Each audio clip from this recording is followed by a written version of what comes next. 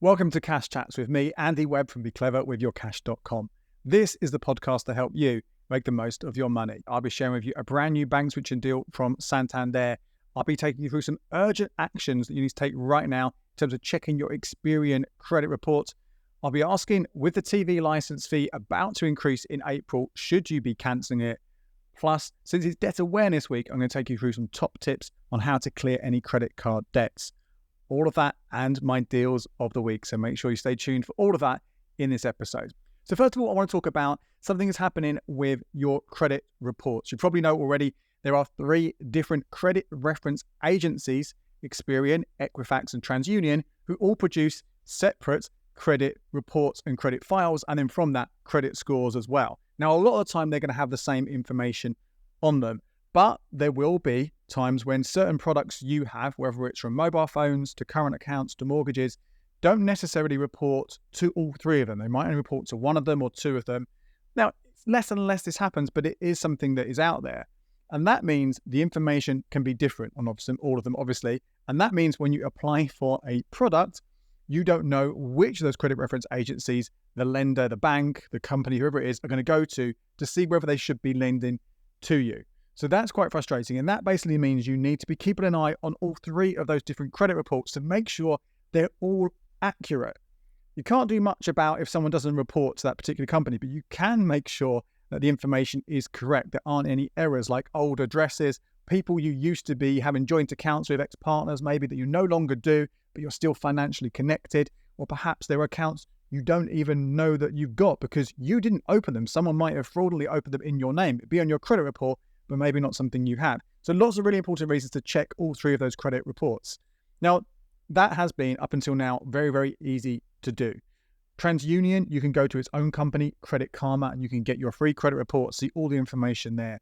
Experian, there are a few places, but ClearScore is probably one of the easiest ones there. You go, you see your report, you can keep an eye on everything that's there. With Experian, the only place you've been able to do this in that detail, that simply, has been to go to Money Saving Expert's own credit club. And that's where the change is happening. They did tell us about this back in November, that there was going to be a change. Experian had basically said they can't use that data anymore. Now, don't know why that was. Was it they wanted more money? Did they decide they didn't want that data in there? It's hard to say exactly what's going on there, but essentially it was coming. Well, we now know it is coming in the next couple of weeks, which I take it to mean it's probably the end of March. That is going to be changing from Experian to TransUnion on the Money Saving Expert Credit Club. And when that happens, when that switch goes over, it's not impossible to check your Experian credit reports, but it's either going to be costly or a bit more of a faff. So I'll tell you how to do that in a minute, but my point I'm telling you about this right now is this means you have got less than 2 weeks probably to go into, if you're an existing customer, the Money Saving Expert Credit Club, you're already a user, and check your report that there isn't anything in there that is amiss. Sadly, they've already stopped new applicants for that Experian report. They'll open them up again in a couple of weeks when they launch it with TransUnion. But you can't do it. If you haven't done it before, you can't do this. If you have already signed up, then I would absolutely do this and just look over it. Check all the information is correct. Because once that's gone, unless a new product gets launched, and I did ask Experian if there's any plans, so they said they didn't say there's anything happening right now. Doesn't mean there isn't, but they didn't say there is anything. It gets to say more expensive and a bit more faffy. The expensive options are you can pay Experian directly for their own credit expert membership. That's $14.99 a month. Now, there is a 30-day free trial, but I would save that free trial for if something happened that was, a real emergency, like something you think you have been victim to fraud or something like that, or there's a big mortgage application, you want to see it all in detail in real time. So I'd save that for them. Or there's also a company called Check My File, which does all 3 of those, again, $14.99 a month with a 30-day trial. Again, that will give you a similar kind of interface, easily sort of look for all the information and spot everything. But once you've used that 30-day trial up, obviously it comes with a cost. Or you can order a free statutory report. Now, this is fine, so you can access the stuff, but I did this last year when this news was announced, and it is not user-friendly. It is not easy to go through all that information and quickly and easily understand what is being said. It does work, but it's just not as good. It also takes a bit of time for it to come along. It'll be just that one moment in time that you've got it. So if you want to get it again, you have to go through that whole process if you want to check it a month later or 2 months later, whatever it might be, to continuously doing this. Now, you either, you go in online, you can order. If you want it online, they send you a code in the post, which you enter online, or if you want it actually as a printed out document, they'll send that in the post. And it can easily take sort of 7 to 14 days for that to be fully completed. So again, it's not a quick or instant thing. So that's what's going on there. If there's any changes, if we do find another way of doing this, I'll let you know about that. And as I say, you can still check Equifax via ClearScore, TransUnion via Credit Karma, or Money Saving Experts Credit Club when that change happens. But for Experian, get on this now if you're already a user. Next up, let's talk about Debt Awareness Week. That is happening this week right now. There's so many things I could talk about here, but what I'm going to talk about here is clearing your credit card as fast as you can, your credit card debts. Now, ideally, when I talk about credit cards, the main thing I'm saying to you all is set up a direct debit to pay off the full amount every single month. Clear it completely, because that's how you avoid getting charged interest. And that's obviously on the assumption that you are only using a credit card for spending you can afford. It's everyday things. You're not kind of thinking, oh, well, I've got 2 or 3 grand on credit, I'll just buy it and worry about it later. You are kind of just being sensibly using credit card. And that's when it's good to take advantage of those benefits like cashback and rewards, or Section 75 protection, which is a legal protection for something that costs more than £100 when bought with a credit card. All those things, that's great. But obviously in reality, that's not always the case, is it? Sometimes people don't understand credit cards when they first get them, and it gets carried away with it. They get lost with it. They don't realize quite what the situation is, or people's situation changes. They think they can manage it. They lose their job, an emergency expense comes along, and suddenly that debt on the credit card is something they can't clear every single month. So there are obviously reasons when these debts do kind of build up, and they can get quite scary and quite worrying. So I want to quickly sort of share with you the things that I would suggest actions you can take to maybe clear that debt down faster, because the faster you clear that debt, obviously the cheaper it's going to be, the less it's going to cost you. So first of all, if you have a credit card debt, and in fact, this is true for any kind of debt that you've got, maybe not things like mortgages and student loans because they work differently, but or any debt at 0%, but overdrafts, credit cards, loans, store cards, whatever it might be, if you owe money on those and you're getting charged interest all the time, yet you also have savings, use those savings to wipe down as much of those debts as you possibly can. Yes, it does mean you won't have an emergency savings pot over there, or wherever you're saving for, but ultimately you're losing money. Even if you've got the highest rate of interest on those savings, it's still not going to be anywhere near the rate you're going to be getting charged on that credit. So that's the first thing to do.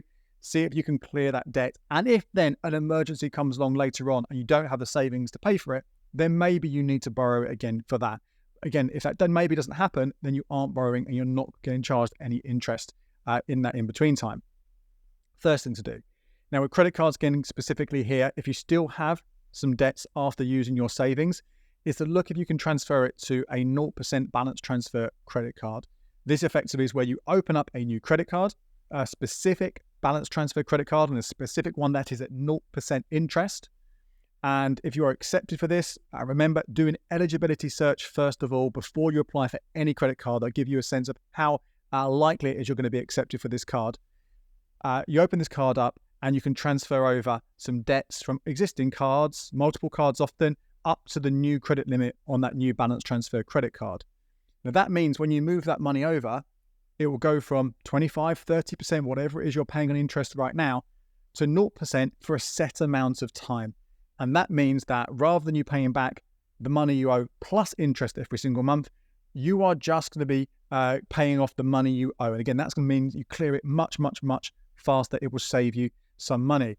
Some couple of things to kind of just mention here. I have got a full article about balance transfer credit cards on the website and another video over on the YouTube channel. But there will often be a transfer fee for moving this money across, particularly the really long balance transfer credit cards. So you will have to pay that, but it will be a lot less again than the interest you would have been charged. It's anywhere between sort of 2 and 4% most of the time.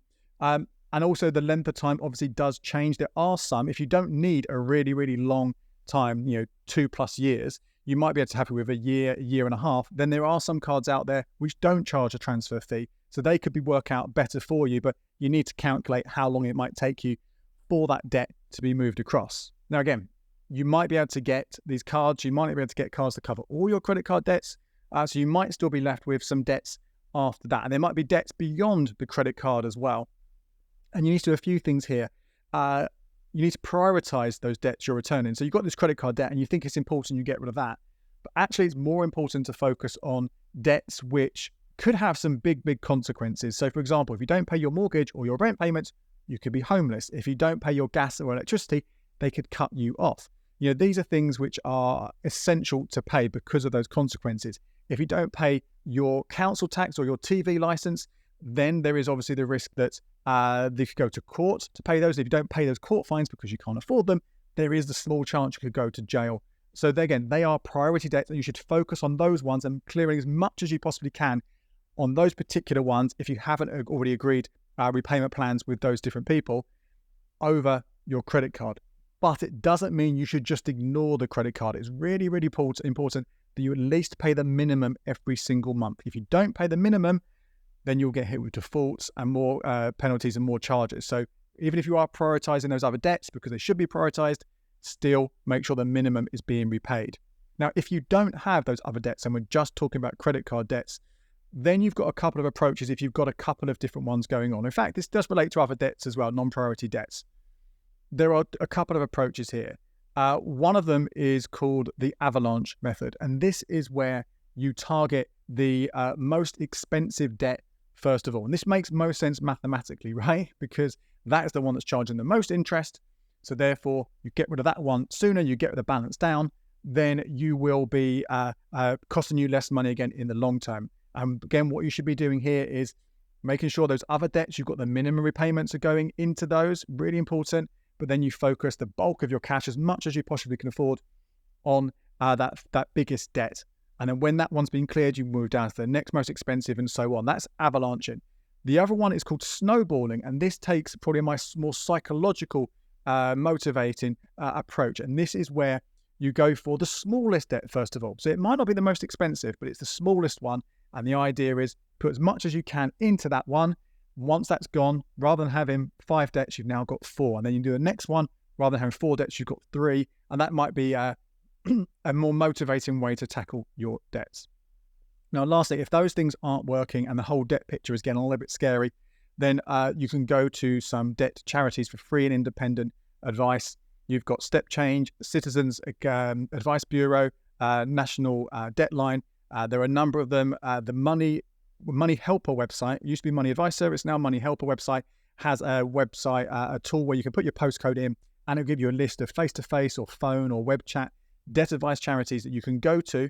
And that's a really good first point to go, because if you just Google it, you might get caught up with some people who haven't got your best interests at heart, and they might push you towards debt solutions which make them money rather than what's best for you. So yeah, so many more things. Another great place for you to go to on this debt awareness week is my friend Sarah. She runs a website called Debt Camel.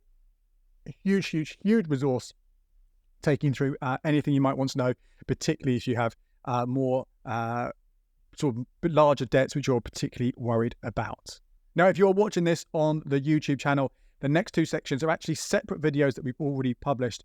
First of all, I've taken a look at the TV license fee. This is going up on the 1st of April by £10.50 a year. I've shared whether you need to pay it, if you don't want to pay it, how to cancel it, but also asking you to consider whether actually it might be representing decent value for money. So you can watch that one.